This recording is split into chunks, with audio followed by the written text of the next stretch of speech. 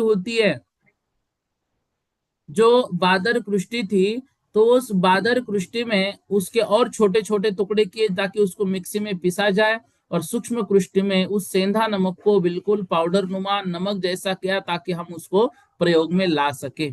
ऐसे उस लोभ को भी जो सूक्ष्म कृष्टि के रूप में, सूक्ष्म लोभ के रूप में 10वें गुण स्थान में बचा है, वो भी बिल्कुल अभी उसको क्षीण कर दिया है और वो सूक्ष्म रूप में है। उसका नाश 10वें गुण स्थान में किया जाता है। ठीक है। तो इस तरह से 9वें गुण स्थान में 36 प्रकृतियों का और 10वें गुण स्थान में एक सूक्ष्म लोभ का नाश हम करते हैं। फिर हमने पढ़ा था, क्योंकि हम क्षपक श्रेणी का वर्णन कर रहे, उपशम श्रेणी को तो देखा था, 12वें गुण स्थान की बात हो रही है। 12वें गुण स्थान में 16 प्रकृतियों का नाश हुआ था। कल की कक्षा में हमने उनके नाम भी पढ़े थे। 5 ज्ञान, जो ज्ञानावरण जो है, मति ज्ञानावरण, शुद्ध ज्ञानावरण, अवधि ज्ञानावरण, मन परे ज्ञानावरण, केवल ज्ञानावरण। 5 अंतराय, दानांतराय, लाभ अंतराय, भोग अंतराय, उपभोग अंतराय। 6 दर्शनावरण की जो थी, मतलब निद्रा निद्रा आदि जो थी, निद्रा निद्रा, प्रचला प्रचला और स्थान गृद्धि, तो 3 तो पहले 90 में गई थी। बाकी बची हुई यहाँ जो 12वां गुण स्थान है वहां पर नष्ट किया जाता है।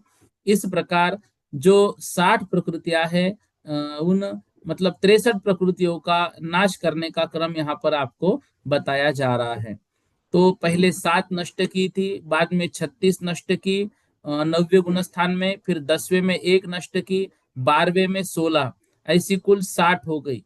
अब बची 3 प्रकृतियां जो आयु कर्म की है, वो उनका जो बंध तो यहाँ पर नहीं रहा है, तो वो साध्य रूप में उनको नष्ट किया जा रहा है। मात्र जो बध्यमान आयु है, कौन सी मनुष्य आयु चल रही वो रहेगी, बाकी सबका वहां पर क्षय हो जाएगा बद्ध रूप में भी। इस प्रकार 63 प्रकृतियों का क्षय होने के बाद केवल ज्ञान की अवस्था प्रकट होती है। यहाँ पर बची हुई जो 85 प्रकृतियां है, वो 85 प्रकृतियों को नाश करने के लिए यह अवस्था होती है। लेकिन ध्यान रखना, 13वें गुण स्थान में ये सब कार्य नहीं होते हैं, सब 14वें गुण स्थान में होते हैं। तो उनको हम क्रम क्रम से गाथा के अनुसार समझेंगे। तो 62 नंबर की गाथा में कल हमने पढ़ा था, तो जो गाथा है 62 नंबर की पढ़ ली थी, इसका सिर्फ सामान्य से अर्थ देखते हैं। जिस निर्ग्रंथ का चित्त मोहनीय कर्म के सर्वथा क्षीण हो जाने से स्फटिक के निर्मल पात्र में रखे हुए जल के समान निर्मल हो गया है, उसको वीतराग देव ने क्षीण कषाय का नाम देकर 12वें गुणस्थान वर्ती कहा है। जो 11वां गुणस्थान है उनके लिए उदाहरण दिया था शरद ऋतु का जल, या फिर पात्र में जल रखा है और उसमें फिटकरी हमने घुमा दी तो उस पानी का जो मैल है वो नीचे बैठ जाता है, लेकिन ऊपर पानी साफ सुथरा है। ये 11वें गुणस्थान का। 12वें गुणस्थान को कहा कि नहीं, यहाँ तो पूर्ण पानी निर्मल है। अच्छा, निर्मल के साथ साथ जिस पात्र में वो पानी रखा है वो पात्र भी स्फटिक का है, मतलब यहां से लेकर उस पार तक पूर्ण स्पष्ट दिख रहा है, मैल का वहां पर किंचित लेश भी नहीं है। इसी तरह से 12वें गुणस्थान वर्ती जो मुनि महाराज होते हैं, उनका चित्त भी मोहनीय कर्म के सर्वथा क्षीण हो जाने से एकदम समचित्त हो गए हैं, बिल्कुल शांत चित्त वो हो गए हैं। उनके लिए निर्ग्रंथ यह पद दिया गया था। यहाँ पर इसका निमित्त क्या है? सर्वमोहनीय कर्म का क्षय, परिणाम अत्यंत निर्मल वीतरागी, और उदाहरण दिया था स्फटिक मणि पात्र में रखा हुआ निर्मल जल। क्षीण कषाय गुणस्थान, इस गुणस्थान में ज्ञानावरण, दर्शन और अंतराय कर्म का नाश हो जाता है। इस गुणस्थान में मात्र साता वेदनी का इरियापथ आश्रव होता है। इरियापथ आश्रव जो कि वहां पर प्रकृति और प्रदेश बंद होता है, स्थिति और अनुभाग बंद नहीं होता है। मतलब एक समय में कर्म आते, दूसरे समय में झड़ जाते हैं। उसके लिए उदाहरण जैसे टीन होते हैं, टीन जो हम घर के ऊपर डालते हैं, तो उस टीन पे बारिश की बूंद गिरी एक समय में और दूसरे समय में बह गई, रुकती नहीं है। तालाब में या गड्ढे में पानी जमा होता है, टीन पे पानी जमा नहीं होता है। ठीक इसी तरह से यहाँ पर भी 12वें गुण स्थान से भी प्रकृति प्रदेश ही बंद होता है, स्थिति अनुभाग नहीं, मतलब कर्म एक समय बनते, दूसरे समय में नष्ट हो जाते हैं। और इस गुण स्थान का जो काल है वह अंतर मुहूर्त काल है। ठीक है, इस तरह से। अब देखिए, जो 63 नंबर की और 64 नंबर की गाथा है उसको अभी हमको पढ़ना है। यह सयोग केवली जिन, ऐसे जो 13वें गुणस्थान वर्ती जीव है उनका वर्णन यहाँ से प्रारंभ हो रहा है। तो जो 13वें गुणस्थान वर्ती मुनि महाराज जी होते हैं, वे 13वें गुणस्थान में किस तरह से है, 13वें गुणस्थान में उनकी क्या क्या विशेषताएं हैं, उन सभी बातों को हमें यहाँ पर पढ़ना है। देखो, जो केवली भगवान होते हैं, वे केवली भगवान जिनकी पूजा हम करते हैं, जिनकी प्रतिमाएं मंदिर में हम स्थापित करते हैं, उन केवली भगवान को हमें अच्छी तरह से समझना है, ताकि मंदिर में जब भी हम भगवान का दर्शन करें तो भगवान के गुणों का स्मरण हमको हो जाए। और देखिए, वीत राग मुखम दृष्टवा पद्म राग समप्रभ जन्म जन्म कृतम पापम दर्शन न विनश्यति।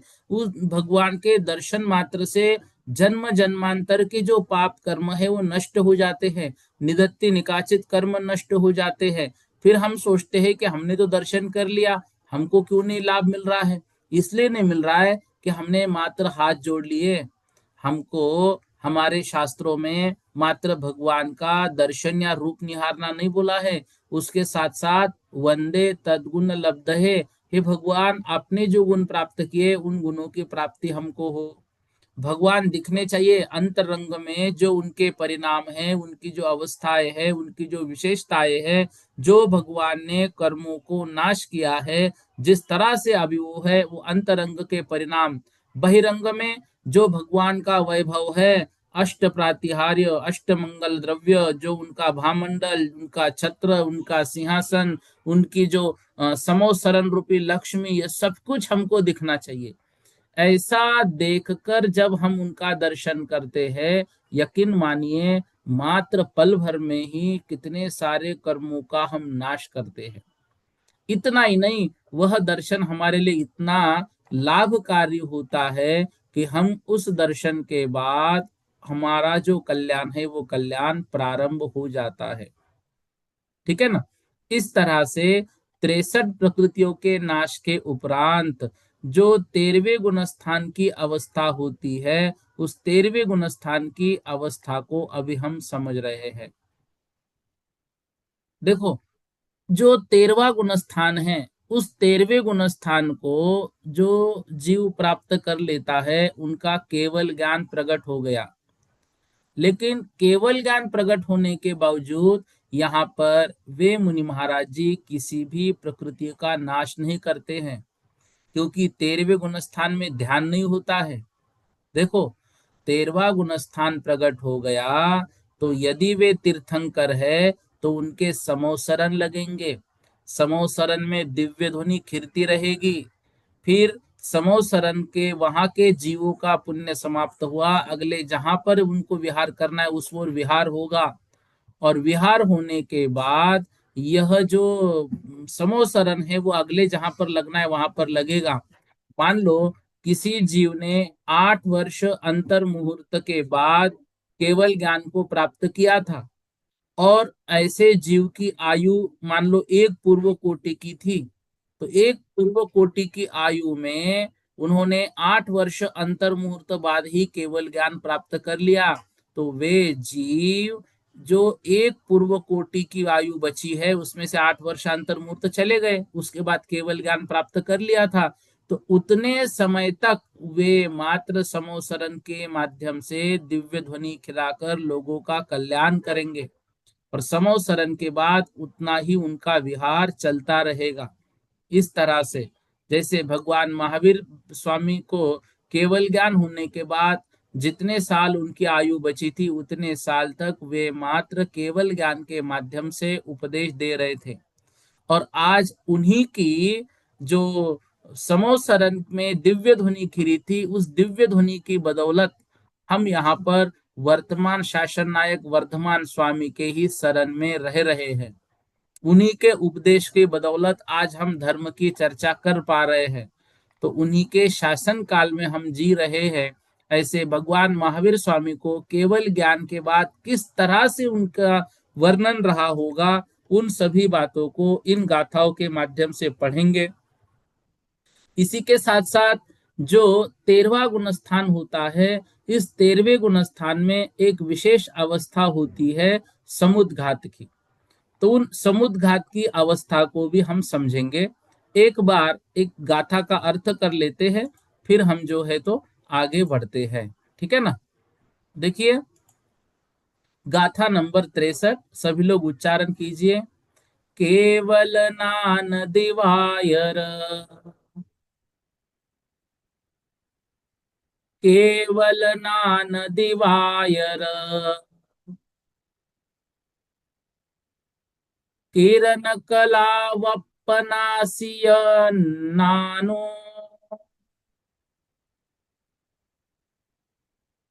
किरण कला वपनासियन नानो,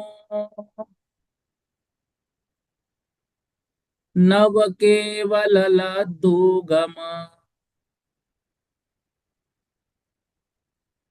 नव केवल लद्दुगम, सुजनीय परम पव वयसो, सुजनीय परम पव वयसो। एक साथ बोलेंगे। केवल नान दिवायर, किरण कलावपनासियन नानो, नव केवल लधुगम, सुजनीय परम पव वयसो। एक गाथा और पढ़ेंगे, दो गाथाओं के माध्यम से 13वें गुणस्थान सयोग केवली जिनका वर्णन किया है। असहाय नान दंसन, असहाय नान दंसन, सही ओइदि केवली हुजोगेन, सही ओइदि केवली हुजोगेन, जुत्तोति सजोग जिनो, जुत्तोति सजोग जिनो, अनाइनी हनारि से उत्तो, अनाइनी हनारि से उत्तो। एक साथ बोलेंगे। असहाय नान दंसन, सहियो यदि केवली हुजोगे न, जुत्तो तिसजो गजिनो, अनाइनी हनारि से उत्तो। देखिए, केवल ज्ञान प्रकट हो गया, और केवल ज्ञान प्रकट होने के उपरांत जो भगवान की अवस्था है वह किस तरह से है। तो पहले 63 नंबर की गाथा में बता रहे हैं, देखो स्क्रीन पर है। केवल नान दिवायर, केवल नान, केवल नान मतलब केवल ज्ञान रूपी। दिवायर, दिवायर मतलब होता है दिवाकर, दिवाकर मतलब होता है सूर्य। अर्थात केवल ज्ञान रूपी दिवाकर अर्थात सूर्य। किरण कलाप, किरण कलाप, किरण मतलब किरणों का, कलाप, कलाप का अर्थ होता है यहाँ पर समूह। ठीक है। केवल नान, केवल ज्ञान, दिवायर मतलब सूर्य की किरणों का, कलाव मतलब समूह। पनासिनय, पनासिय नानो, पनासिय नानो, पनासिय मतलब प्रकाशित करता है। ठीक है ना। किसको? ज्ञान को। वह जो ज्ञान है, वह दिव्य ध्वनि का जो ज्ञान है, वो प्रनाशित मतलब नष्ट कर देता है। ठीक है ना? किसको नष्ट कर देता है? जो शिष्य जन है, उन शिष्य जनों के अज्ञान रूपी अंधकार को नष्ट कर देता है। कौन? देखो, केवल ज्ञान रूपी सूर्य का उदय हो गया और उन किरणों के समूह का प्रकाश जैसे ही फैल गया, तो उस समय क्या हो गया? शिष्यों के अंतरंग में बैठा हुआ अज्ञान रूपी अंधकार जो है, पनासीय, पनासीय मतलब अच्छी तरीके से। देखो, नाश करना एक सामान्य रूप से हुआ, उसमें प्र और उपसर्ग लगा दिया, मतलब अच्छे तरीके से नष्ट कर देता है शिष्यों के अज्ञान को। अन्नानो मतलब अज्ञान को। क्या कह रहे पहले पंक्ति में? केवल ज्ञान रूपी सूर्य के किरणों का समूह ऐसा प्रकाश को लाता है, या ऐसे दिव्य ध्वनि के माध्यम से प्रकाश को उत्पन्न कर देता है कि वह शिष्य जनों के अज्ञान रूपी अंधकार को प्रनष्ट कर देते हैं। प्रनाशित मतलब प्रनष्ट, अच्छे तरीके से नष्ट कर देते हैं। ऐसे उपकारी वो केवली भगवान हैं। इसी के साथ साथ दूसरे पंक्ति में कह रहे हैं, नव केवल लद्धुगम। नव, नव केवल लद्धुगम। नव मतलब 9 प्रकार की जो केवल लब्धियां है, उन लब्धियों को उद्गम प्राप्त करके, वे कौन सी है? क्षायिक सम्यक्त्व, क्षायिक चारित्र, क्षायिक ज्ञान, क्षायिक दर्शन, क्षायिक दान, क्षायिक लाभ, क्षायिक भोग, क्षायिक उपभोग, क्षायिक वीर्य। इस तरह नवलब्धियों का उद्गम मतलब उदय, अर्थात वे प्रकट होती है। तो नवलब्धियों का उद्गम हो जाने से वह जो जीव है, वह क्या करता है? परमात्मा भव्य उपदेश सुजनित। ऐसे परमात्मा का जो उपदेश है, अर्थात यहाँ पर केवल लब्धियों का उदय होने के बाद सुजनित, अर्थात जो अच्छे तरीके से वस्तु वृत्ति से जो उत्पन्न हुआ है, व्यपदेश मतलब उपदेश, परमात्मा का उपदेश। ऐसे केवली भगवान जो है, अरहंत परमेष्टि, अनंत ज्ञानादि लक्षण के धारक है। ऐसे केवली भगवान का जो परमात्मा ववएसो, परमप्प ववएसो, परमप्प मतलब परमात्मा, व्यपदेश मतलब उपदेश, सुजनित मतलब अच्छे जनों के लिए कार्यकारी है, परमार्थ रूप है। कैसा है वह केवल ज्ञान? देखिए 64 नंबर की गाथा में बता रहे हैं, असहाय नानम। वह जो ज्ञान है वो असहाय ज्ञान है। देखो, असहाय शब्द कितना बड़ा है। हमारे सामान्य व्यवहार की भाषा में यदि किसी की कोई मदद करने वाला नहीं होता है, तो हम बोलते हैं वो असहाय है, उसकी सहायता करने वाला कोई नहीं है। लेकिन ज्ञान को जब असहाय कहा गया, तो वह ज्ञान कैसा है? किसी की भी सहायता नहीं लेता है। देखो, मति ज्ञान हो, श्रुतक ज्ञान हो, अवधिक ज्ञान हो, मनःपर्य ज्ञान हो, चारों ज्ञानों को इंद्रिय और मन के प्रकाश की आवश्यकता होती है। मन और इंद्रिय के बगैर ये कार्यकारी नहीं है, ये ज्ञान काम नहीं करते, उनकी मदद लेनी पड़ती है। लेकिन केवल ज्ञान असहाय है, इसलिए उसका नाम ही है केवल ज्ञान। वहां ज्ञान के अलावा और कुछ नहीं है, केवल ज्ञान मात्र है। तो ऐसे असहाय ज्ञान दंसन सहियो, असहाय ज्ञान और दर्शन से सहियो मतलब सहित है। यदि ये केवली हु जोगे न, और ये केवली भगवान योग से भी युक्त है, अर्थात वे सयोग केवली है। जुत्तो सजोगी जिनो, तो योग से वो जुत्तो मतलब युक्त है, सजोगी जिनो सयोगी जिन। अनाई निहन, अन, अनाई मतलब अनादि, निहन मतलब निधन।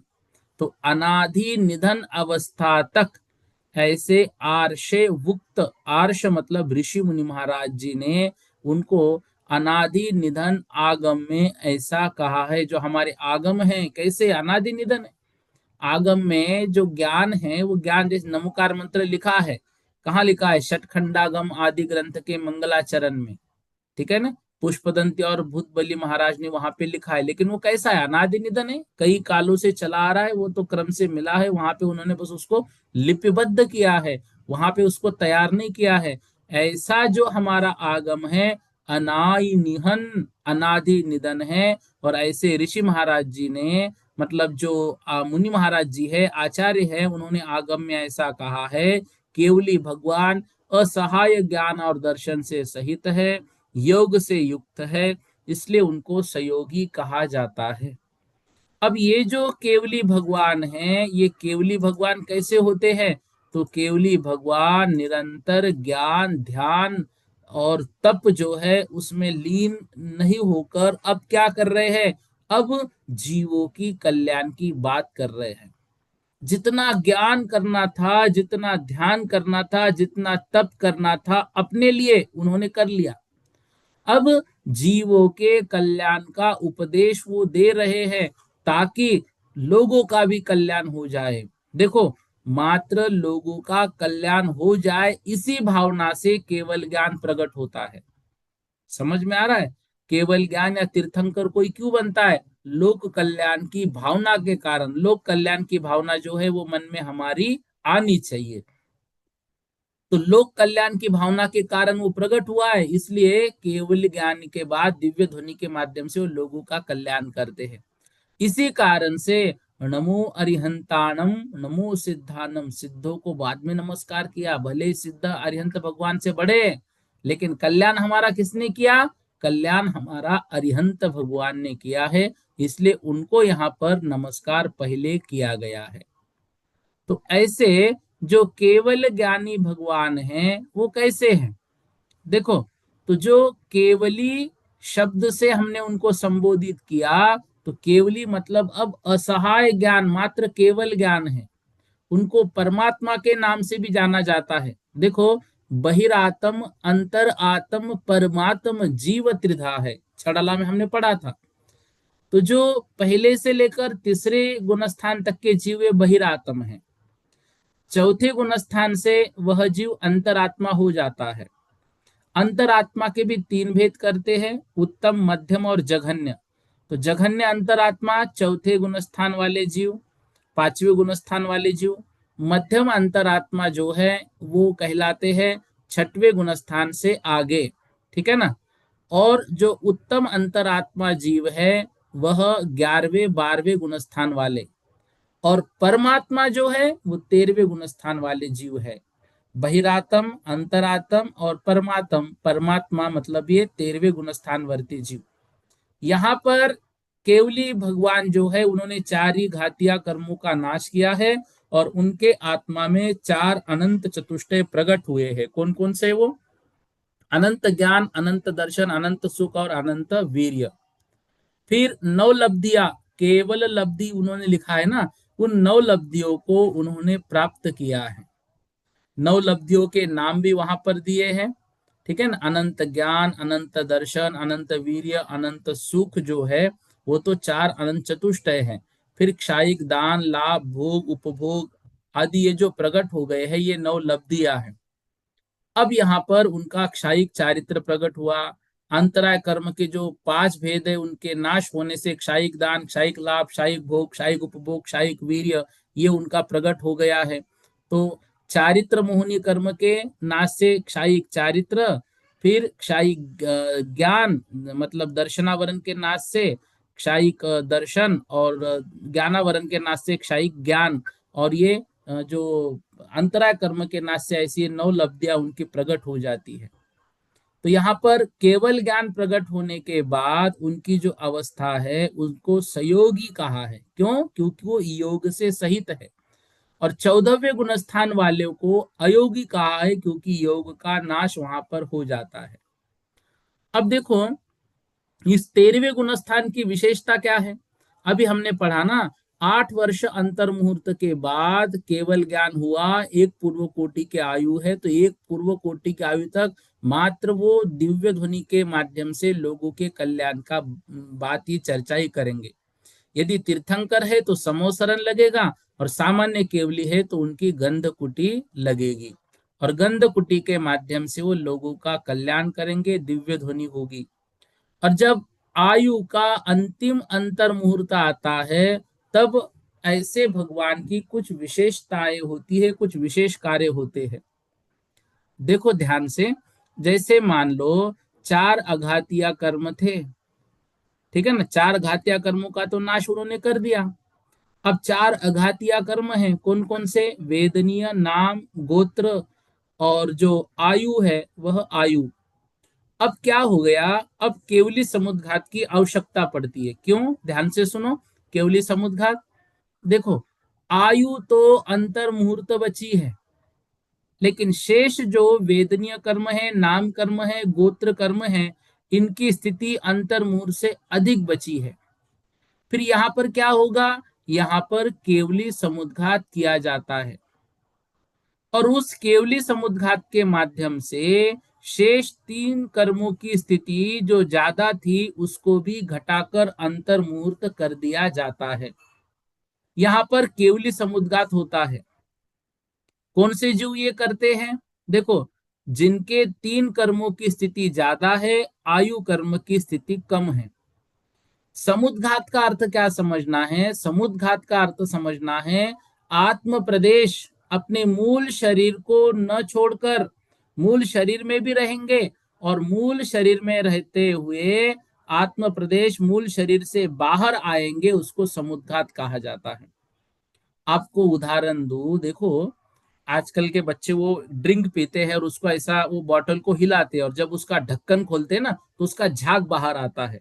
वो झाग बाहर आता है तो उन्होंने समझो उसको ग्लास में निकाला, तो आधा ग्लास भरना, उससे पूर्व वो झाग आधे में भर जाता है, तो ऐसा लगता है जैसे ग्लास भर गया हो। और फिर वो ग्लास को थोड़ी देर जब रखा जाता है तो वो जो झाग है वो कम हो जाता है, और आधा झाग ही उनका जो कोल्ड ड्रिंक होती है उतनी दिखती है। तो वो क्या हो गया, वैसे ही जो आत्मा के प्रदेश है, वो आत्मा के प्रदेश फैलना, ऊपर आना, उसको कहते हैं समुद्घात। तो जिनके तीन कर्म जो है, वेदनीय कर्म, नाम कर्म और गोत्र कर्म, उसकी स्थिति ज्यादा है, और आयु कर्म की स्थिति तो मात्र अंतर्मूर्त है। फिर आप क्या करेंगे, बाकी कर्मों की स्थिति आयु कर्म के बराबर करनी पड़ेगी। अब ये समुद्घात, जो केवली समुद्घात है, वो कैसे होता है? यह 8 समयों में होता है। आपको याद हो तो पिछले वर्ष सर्वार सिद्धि के विषय में हमने जो स्वाध्याय किया था, तो केवली समुद्घात का प्रसंग उसमें आया था। उसमें 8 समयों की बात हमने की थी। पहले समय में दंड, दूसरे समय में कपाट, तीसरे में प्रतर और चौथे में लोकपूरन, ऐसी 4 अवस्थाएं होती हैं। कितने समय हमने पढ़े केवली समुद्घात के? 8 समय। पहले समय में दंड, दूसरे समय में कपाट, तीसरे समय में प्रतर और चौथे में लोकपूरन। फिर उल्टा होता है, 5वें समय में वापस आने के लिए फिर लोकपूरन से कपाट, कपाट से फिर दंड और दंड से फिर स्वस्थान। अभी अपने सामने लोकाकाश का वो जो चित्र है वो लाना है, हमारा जैन प्रतीक जो है ना, जैन प्रतीक का चिन्ह हमारे सामने रखना है। मान लो आंखों के सामने आप रखिए। फिर क्या होता है, दंड। दंड मतलब उस लोकाकाश का जो मध्य भाग है, एक दंडे के भांति आत्मा के प्रदेश फैलते हैं। मत मान लो, समझो जो जैन प्रतीक है उसके सेंटर में मध्य लोक में भगवान रहते हैं, तीर्थंकर भगवान मध्य लोक में वो ध्यानस्थ अवस्था में बैठे हुए हैं।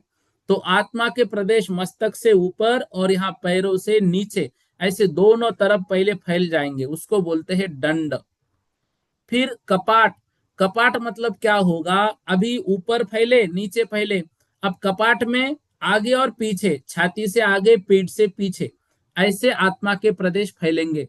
मतलब यहां पर क्या हो जाएगा, एक तरह से प्लस का चिन्ह बन जाएगा, सीधे भी फैले हुए हैं, आड़े भी फैले हुए हैं। प्रतर।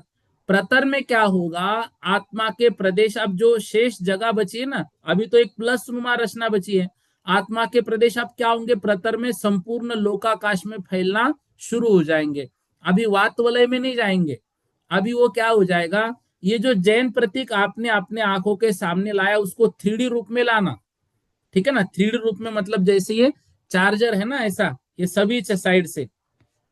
तो अभी जो आत्मा के प्रदेश थे पहले ऐसे सीधे फैले, ठीक है, ये दंड बोला जाएगा।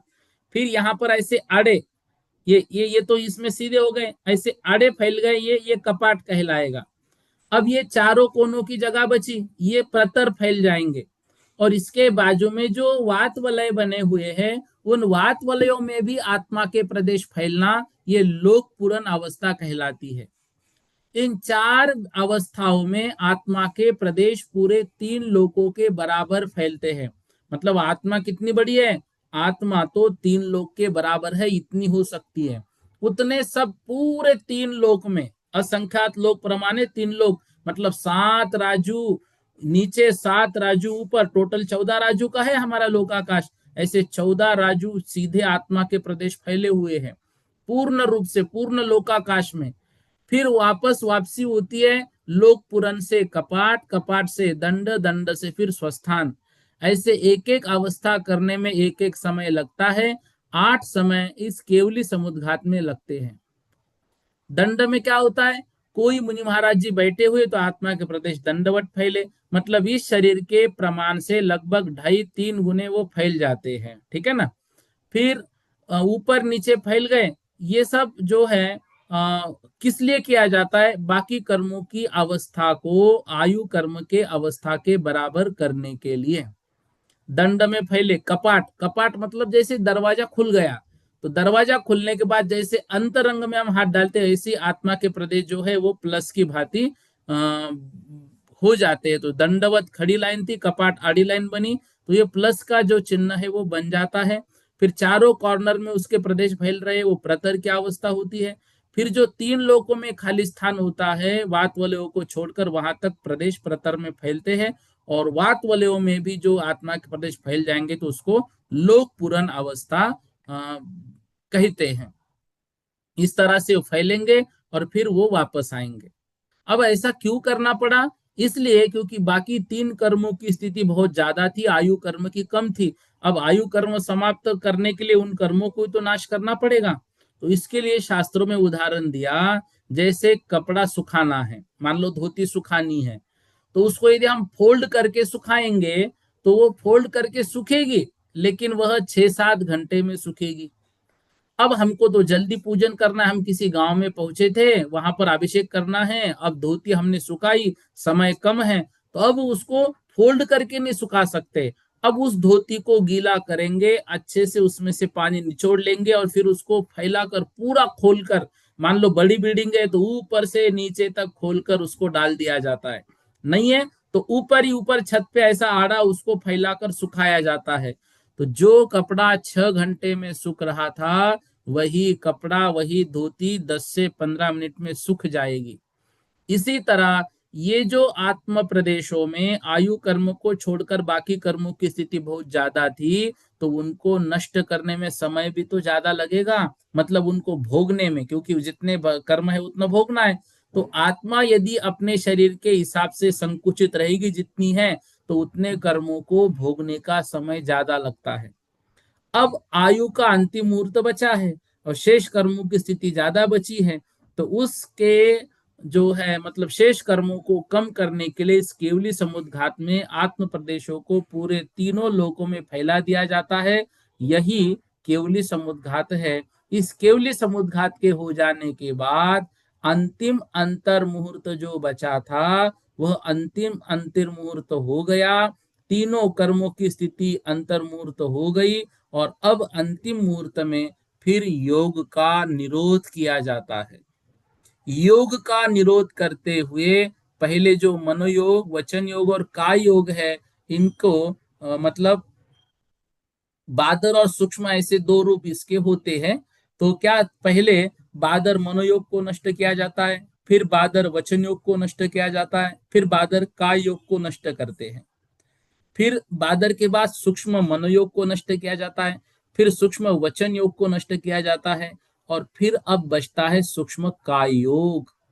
तो वह जीव फिर सूक्ष्म काय योग में स्थित होता है। तो 5 योगों को नष्ट कर दिया, बादर मनोयोग, बादर वचन योग, बादर काय योग, सूक्ष्म सूक्ष्म मनोयोग और सूक्ष्म वचन योग।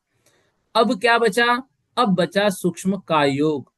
अब तीसरा शुक्ल ध्यान वहां पर होता है, जिसका नाम है सूक्ष्म क्रिया प्रतिपातिर, जो सूक्ष्म काय योग के साथ होता है, सूक्ष्म क्रिया प्रतिपातिर।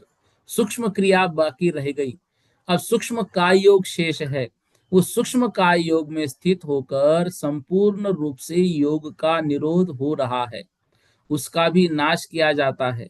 और जैसे ही अंतिम अंतर मुहूर्त में वह तीसरा शुक्ल ध्यान लगाया जाता है, काय योग भी नष्ट होता है। और जैसे यह काय योग नष्ट हुआ, 14वां गुणस्थान प्रकट होता है।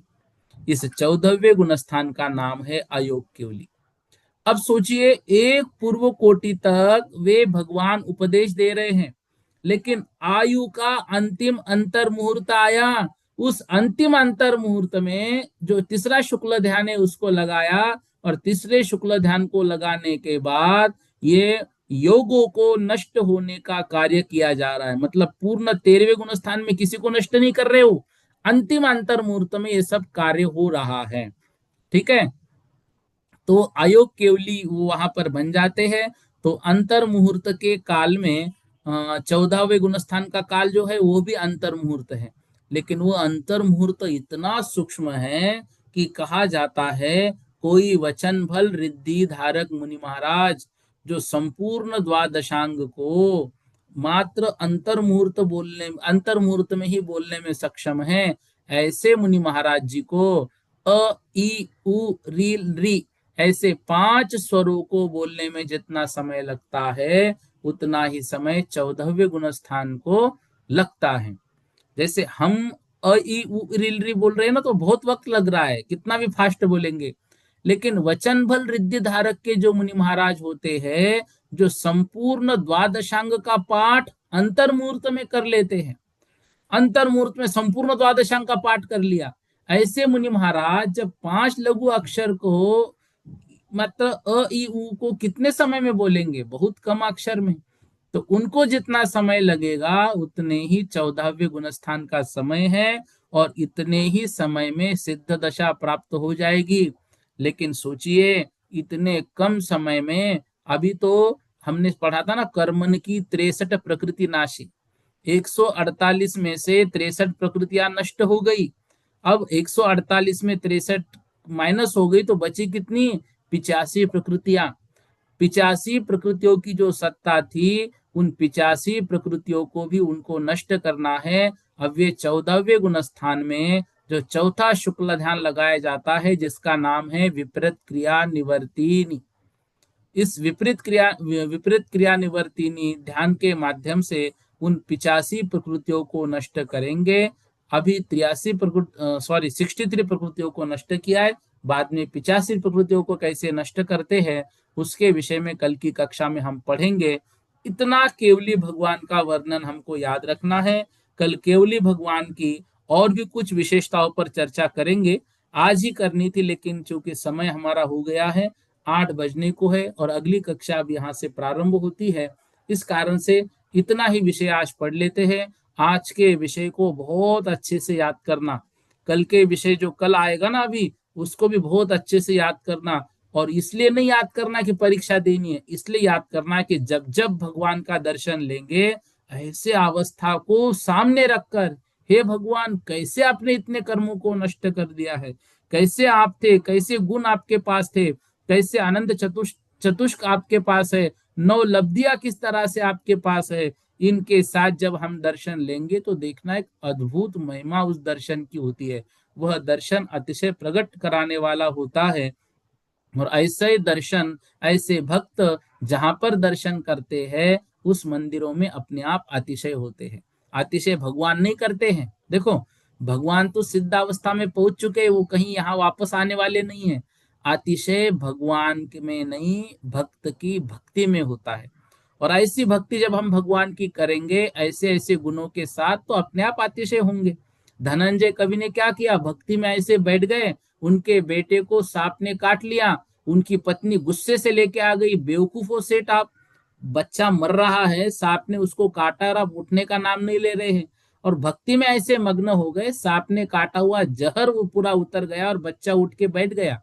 ये भक्ति का महत्व है। अब ये क्या भगवान ने किया, क्या धनंजय कवि की भक्ति ने यह सब कुछ किया है, ऐसा अतिशय प्रकट हो जाएगा। इन विषय में और भी कुछ विशेषताएं हैं। 13वें गुणस्थान की, केवली भगवान की, सिद्ध दशा की उन विशेषताओं को उन कर्मों के नाश के क्रम को कल की कक्षा में और विस्तार से हम लोग देखेंगे। आज के लिए इतना ही। हाँ सागर भैया पूछिए, जल्दी से, वक्त कम है। हाँ हाँ हाँ, जय जिनेन्द्र भैया जी। ये जो जय जिनेन्द्र। हाँ, समुद्र घाट में जो वापसी का बताया ना आपने, थोड़ा क्रम उस ऊपर नीचे बता दिया, उसको क्रम को थोड़ा सही करिएगा। देखो, दंड, कपाट, प्रतर और लोकपुरन, हाँ, अब जाने का वापसी क्रम में। हुआ। फिर हाँ वापसी में लोकपुरन, हाँ लोकपुरन के बाद प्रतर, प्रतर के बाद हाँ कपाट और कपाट के बाद स्वस्थान। हाँ, बिल्कुल। दंड, दंड और फिर स्वस्थ। हाँ, दंड के बाद स्वस्थान में आ जाते हो। हाँ, पर नहीं, लोक पहले जो जो जो आपने आपने बताया ना वो थोड़ा मतलब उससे लोक पुराण से सीधा दंड पे आ गए थे आप।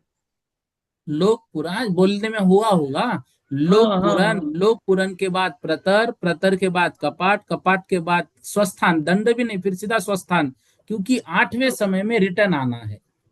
ठीक है। नहीं तो फिर तो तीन ही हुए ना समय वापसी में, तो फिर अगर दंड में नहीं आएंगे तो। अरे चौथे समय में स्वस्थान हो रहा है ना। चौथे अच्छा, समय में स्वस्थान, अपने स्थान पर वो आत्म प्रदेश आ जाएंगे। ठीक है। हाँ हाँ। चौथे समय को मतलब 8वें समय को दंड नहीं लिखा आगम में, 8वें समय को आगम में सीधा स्वस्थान लिखा है। अच्छा 8वें अच्छा अच्छा। समय में उनको वापस आना है। ठीक। जी भी। ठीक। जी जी।